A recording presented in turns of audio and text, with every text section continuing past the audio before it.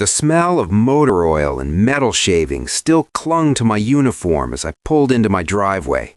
12 hours at the shop, dead tired, just wanting to see my baby.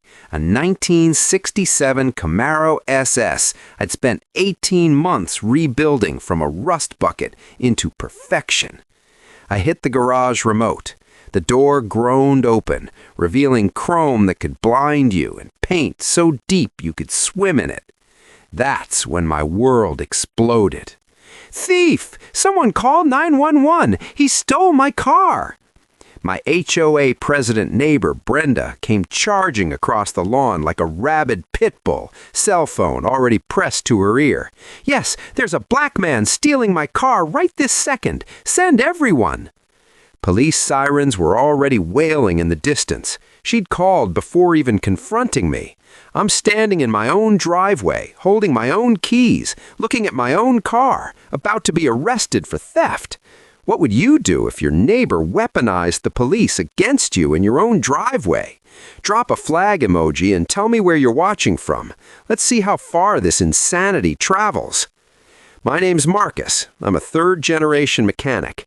When my divorce finalized last spring, I bought a house in Willowbrook Estates, a middle-class HOA community where the lawns are perfect and everyone minds their own business, or so the agent promised. The Camaro wasn't a midlife crisis. I found her at an estate sale for $3,200. Every weekend for a year and a half was a resurrection project. New 350 small block, rebuilt turbo 400 transmission, and a hugger orange finish that could blind low-flying aircraft. I documented every bolt with photos and kept every receipt in a binder thicker than a phone book. Enter Brenda Wilson, the human embodiment of an HOA fever dream.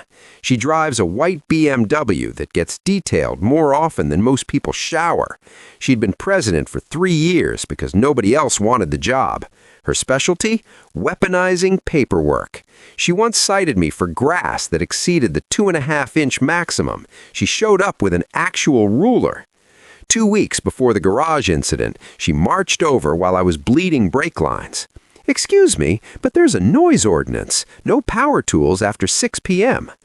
I stayed diplomatic. Actually, city ordinance permits hobby work until 9 p.m. Her smile turned Arctic. Well, we'll see about that. The day everything exploded, Brenda was hosting a pool party. I heard her voice cut through the chatter like fingernails on glass. "Oh, that's my new Camaro. Just bought it from a dealer in Phoenix. $45,000, but totally worth it. They're shipping it next week." I dropped my wrench. She was showing people photos on her phone, photos of a car identical to mine. That afternoon, I fired up my baby. The 350's rumble echoed like mechanical thunder. When I returned, Brenda stood in her driveway like a statue of suburban rage. That night, she built her delusion, brick by digital brick. By morning, she'd transformed from an annoying neighbor into a Karen with a cause. When 2 patrol cars screeched into my driveway, light show blazing, I knew I was in for it.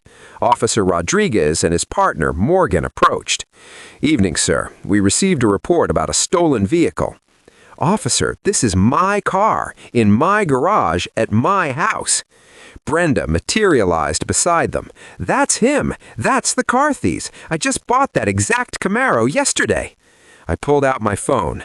"Officers, I can prove ownership right now." I scrolled through 18 months of restoration photos. Rodriguez studied the progression, rust bucket to painted perfection. "That's some serious craftsmanship," he murmured. Brenda was having a full psychological break. "He's lying! Look at these!" She thrust printed dealer stock photos at them. Generic images, no VIN, no paperwork. I reached for my workbench and grabbed the Holy Grail, my 3-ring binder. "Here's my DMV registration. My name, this address, matching VIN." I flipped to the insurance policy. Then I deployed the nuclear option, a piece of yellow legal paper with the shaky cursive of a 93-year-old widow, the original bill of sale from the estate. The silence was so complete I could hear the neighbor's sprinklers. Rodriguez closed his notebook. Ma'am, this gentleman has clear chain of ownership spanning over a year.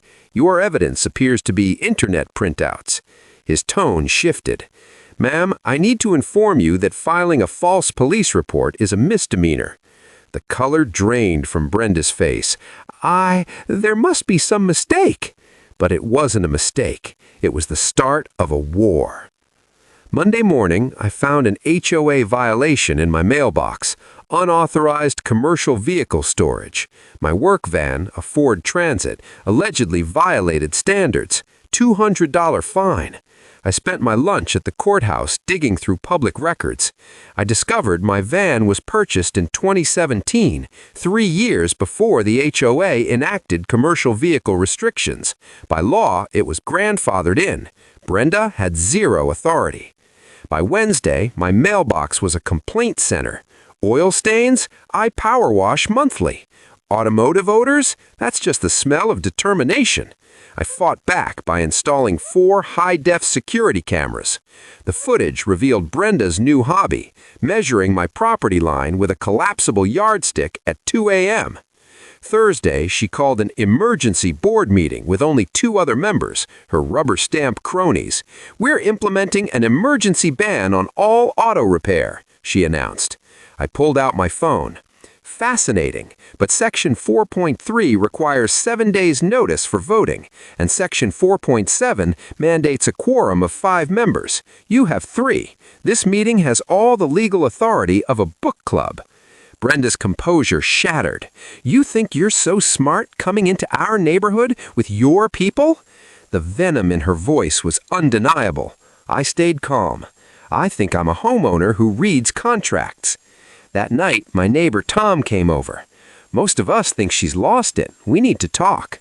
Friday, city code enforcement showed up. Anonymous complaint about unlicensed commercial repair. I showed him the inspector the garage. It was cleaner than a surgical suite. I see zero evidence of commercial activity. You're golden. Then came the nuclear weapon of suburban warfare, social media. Brenda started a Neighborhood Watch Facebook group. She posted photos of my van with dog whistle captions about industrial activities in residential zones. But it backfired. Neighbors started sharing their own Brenda horror stories. The group fractured. The next morning, I found roofing nails scattered in my driveway. My cameras caught the perpetrator, a figure in a dark hoodie with Brenda's distinctive quick-step march. Then an anonymous letter. Your kind doesn't belong here. Leave or face consequences. I took the letter to Detective Martinez. Threatening correspondence qualifies for a hate crime prosecution, she told me. We were building a felony buffet. I headed back to the courthouse basement to look at the HOA financial filings. What I found was a masterclass in creative embezzlement. $15,000 to BNP Property Solutions, $8,500 to Brenda's Best Gardens, $12,000 to Wilson and Associates. All 3 shared one address, Brenda's house. She was looting the fund to pay for her divorce lawyer. But the real kicker? Brenda's own house was in default. She hadn't paid her own HOA dues for over a year. She was $23,000 in the hole and facing foreclosure in 4 weeks. She wasn't just a Karen. She was a cornered animal.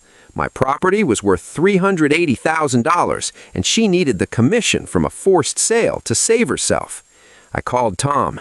You sitting down? What I just found changes everything. Saturday morning, Tom's garage became mission command. We had a forensic accountant, a corporate lawyer, and a contractor. We mapped out Operation Takedown. According to recent statistics on HOA disputes, legal battles over selective enforcement have increased by nearly 15% in the last decade, often masking deeper financial mismanagement.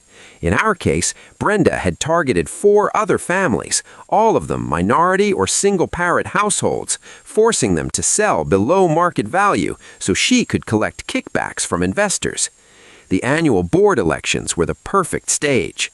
Brenda thought she was going to vote for my eviction. Instead, we walked in with the Attorney General's investigators and the forensic audit. When the neighbors found out Brenda had stolen $78,000 from their pockets, the revolution was instant. Brenda was removed, arrested for embezzlement and filing false reports, and her house was seized. My Camaro? She's still in a garage, hugger orange and beautiful. And the best part? The new HOA board just voted to abolish the no power tools rule. What's the craziest thing an HOA has ever tried to cite you for? Let me know in the comments. Thanks for watching, and I'll see you in the next one.